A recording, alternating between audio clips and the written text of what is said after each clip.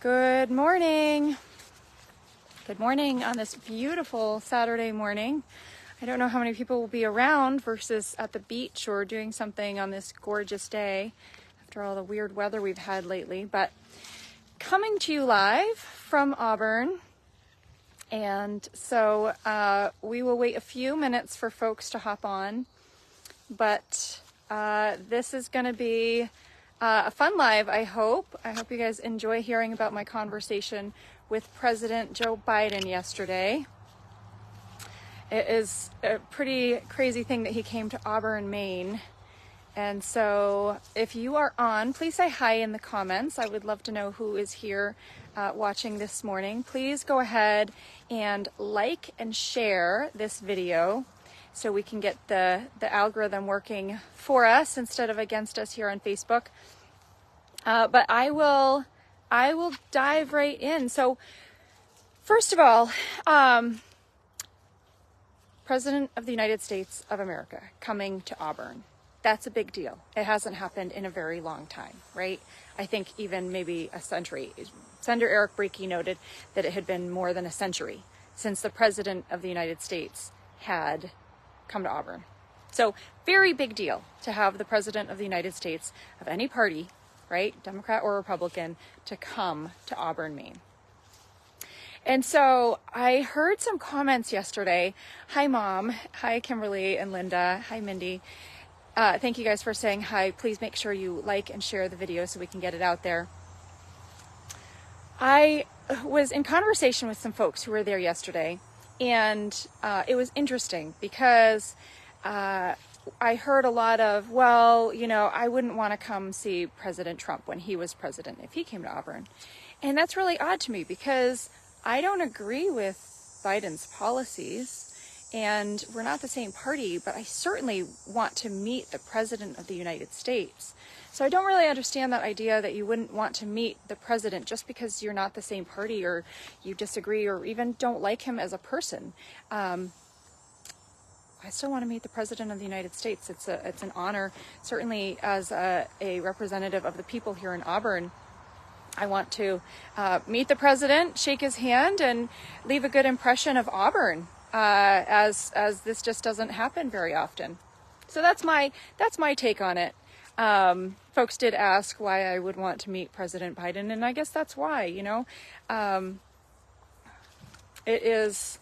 I don't know if honor is the right word, but it is a distinguished opportunity to meet the president of the United States of any party. So I actually had to push quite a bit to get to the event yesterday. I didn't receive an invitation, but thankfully someone who did sent me information, and I emailed a bunch of people at the White House and was able to attend. So yes, respect for the office is absolutely part and parcel of that, Kristen. So at 10:30 yesterday morning, I finally got an email with my information about how to attend and where to be, when, etc. And since I needed to be there by 11:30 and it was 10:30, very quickly got ready and headed to Auburn Manufacturing, which is where everything took place. And it was in part as expected. There was a ton of security, which was expected. There were like many layers of security. You know, you walk through one thing, people know who you are, and they say, hey, you know, go here next, and then walk to the next piece. And then once you get to the building, a security check, kind of similar to airport, but not anything you walk through, just a wanding. And then you're in the building. And one thing I had not anticipated, because I kind of had hoped to go live, and I didn't really think about internet or lack of internet. And so there was no internet, there was no signal for the entire time. So got there around 11:15, and we had a wait from then until I think President Biden got there around 1:30-ish. We could hear helicopters overhead eventually when they came into town. But there was definitely a lot of hurry up and wait, which that is to be anticipated as well. And so I have to say, Auburn Manufacturing looked so cool. It was, you know, it's clearly staged. It's not how it looks every day in their warehouse. It wouldn't be functional the way that it was laid out, but it was really cool looking, and they did an amazing job. getting it ready. It was very nicely executed. And one piece that was interesting as you looked around, is the casual dress. In the instructions that came with the invitation, it did emphasize, dress casually. And I wore what I would usually wear to the State House, representing my district. But definitely people had, taken that advice. That was what they wanted for this visit. They wanted, I think for President Biden to be seen as representing the everyday man. And so had emphasized that, casual dress would be appreciated. And so looking around, that's what you saw people, dressed casually, dressed as they would be for every day. And that is certainly a very deliberate look, that President Biden is for the working man kind of thing. So I would say their optics were very successful for what they were looking for, and that everyone in attendance represented Auburn very, very well. Represented Auburn and represented Maine very, very well. It was a very cool experience to be part of. So once everyone had arrived, including Patrick Dempsey, McDreamy, he came in at one point, then speeches started, and we heard from a number of people, including, yes, Governor Mills and Jared Golden and others, including, oh my goodness, sorry guys, now I'm forgetting. It's been a long night. I'm forgetting, not Susan Collins, but our other senator. That's how much I talk about him. Was there and spoke. So we had the various speeches, and then the main event, right? President Biden is about to speak. Thank you, Alex. Senator King, Angus King, who informed me when we chatted after, he is not going back to D.C., but in fact, after enjoying a flight up with the president, is going to be sticking around Maine for a little bit and enjoying our summer now that we have beautiful weather. So once the previous speeches were over, then actually a woman came out and she put the seal of the United States president on the front of the desk where he was going to sit and sign his executive order. And you guys, Angus is easy to forget. Yeah, okay, I'll give you that. Put the seal of the President of the United States on front of the podium where he was to speak and on front of the desk where he was to sign his executive order. And then we heard from Kathy, the owner of Auburn Manufacturing, and then she introduced President Biden, who came out, did a little jog when he came out, and came up to the podium and spoke. He spoke for about 30 minutes, and it was interesting.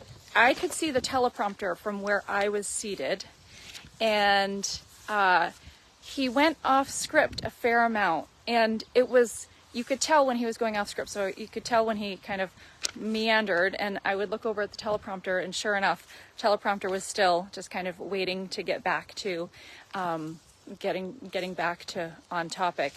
And at one point, I do have to say, he did mention that the ocean off the coast of Delaware is, I believe, 106 degrees.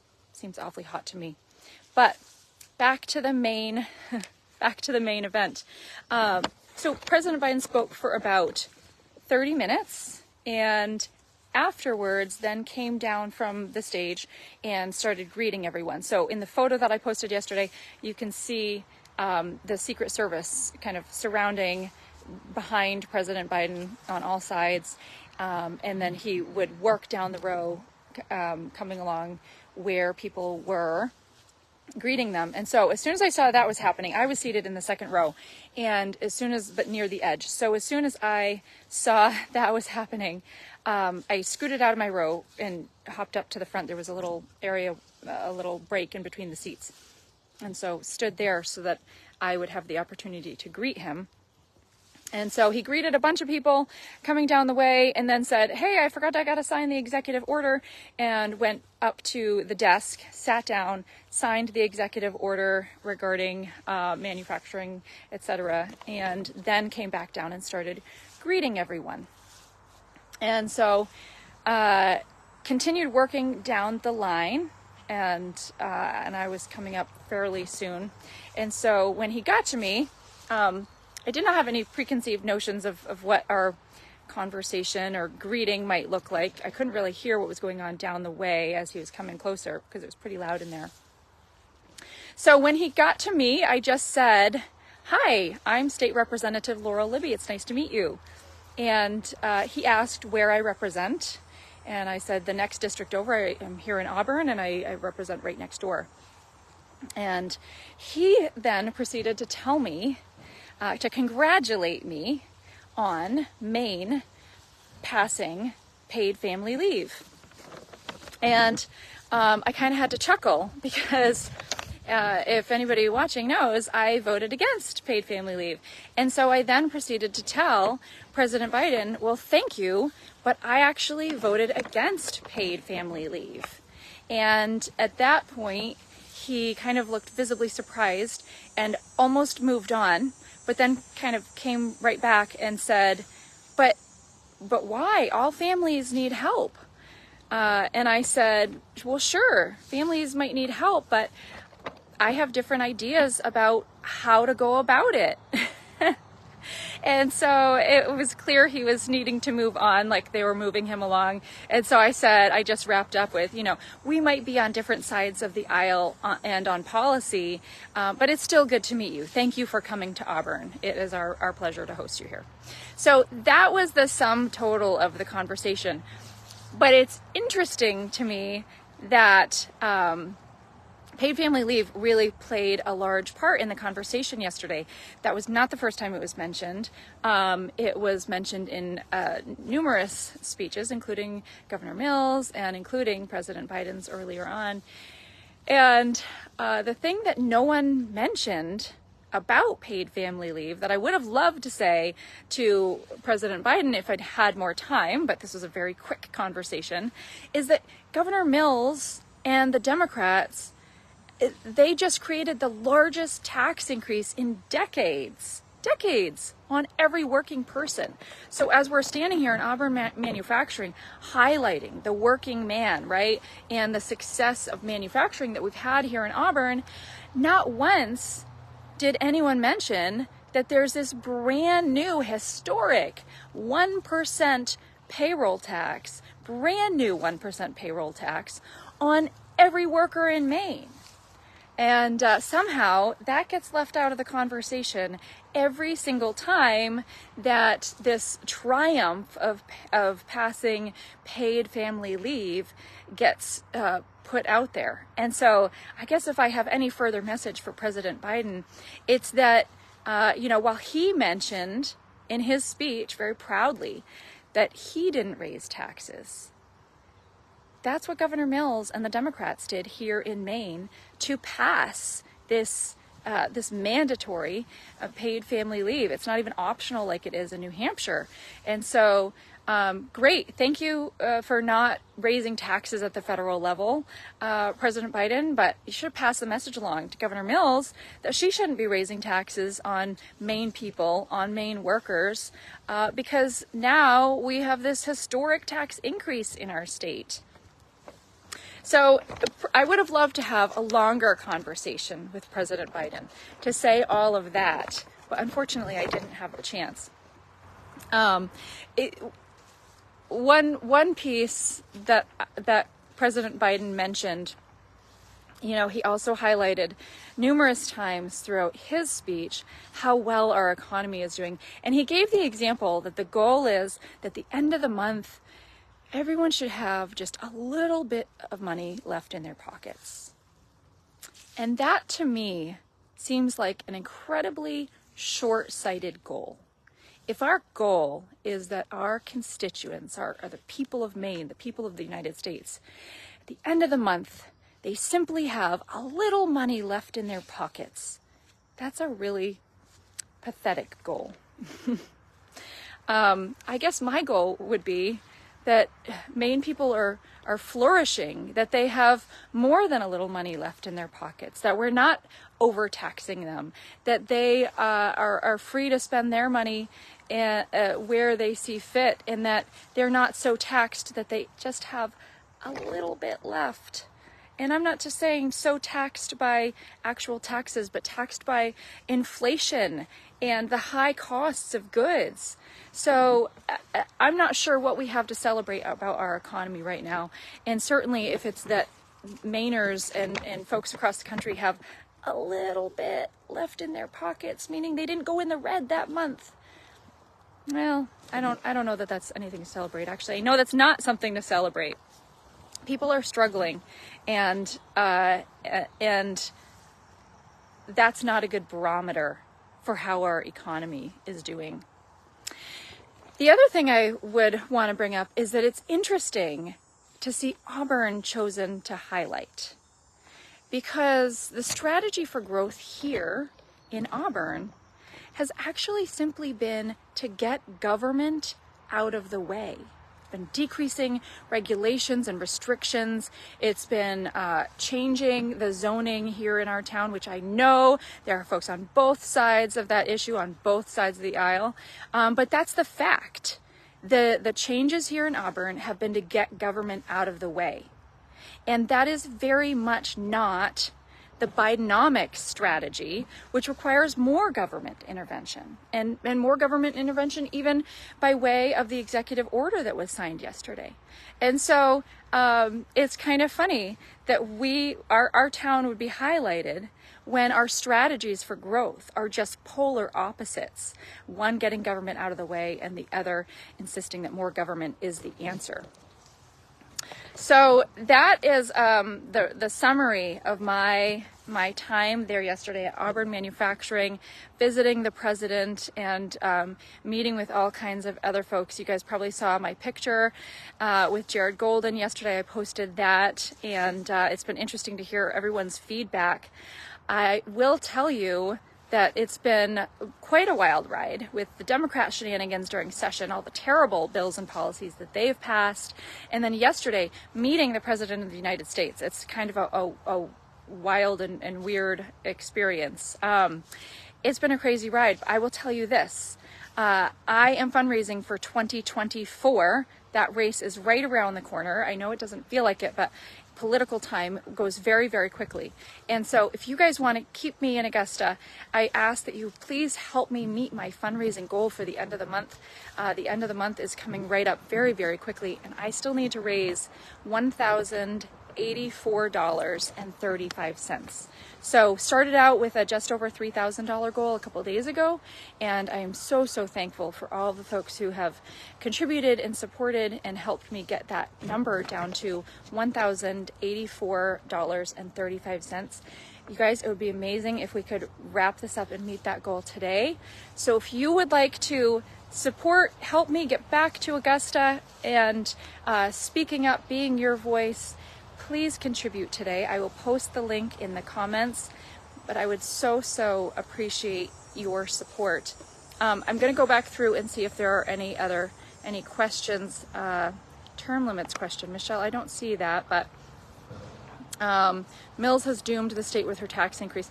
Yeah, you know, it's interesting to see the largest historic tax increase in many years come from a governor who pledged not to raise taxes while running her campaign. And of course, I know that's not the only campaign promise that was broken, but it's pretty significant to see such a huge tax increase on the heels of that pledge. I am sorry, I am not able to find that other question. If there are any other questions, you guys can pop them in the comments right now. We're going to wrap up pretty quickly. Thank you guys for being on. If anybody else was there yesterday, I'd love to hear your impression and your experience in the comments. I think I have a constituent or two that was there, and I would really like to hear about your experience. So throw that in the comments. And also I want to throw a shout out if anybody has not read Senator Eric Brakey's post about Bidenomics and trickle-down economics. It's an interesting read, and I thought he had a pretty good take on Bidenomics versus, a successful economic plan for our state and country. So take a look at that. Thank you guys for supporting my fundraising goals. If you haven't had the chance to contribute and you want to help me meet the next important milestone and get back to work and support my Libby 2024 campaign, you can do so. We'll post the link in the comments. I have $1,084.35 left to raise. So appreciate you guys being on here today. Please share this video so that folks can hear about my conversation with President Joe Biden. And I will see you guys next time. Please continue to tune in. If you haven't followed my page, please do so. It helps make sure that more eyes get on videos when I go live and the posts that I share so that folks can hear everything that's happening in our state. Thank you so much for tuning in. Gary, I'm going to answer that question. I did meet Biden. You can rewind and hear the full conversation.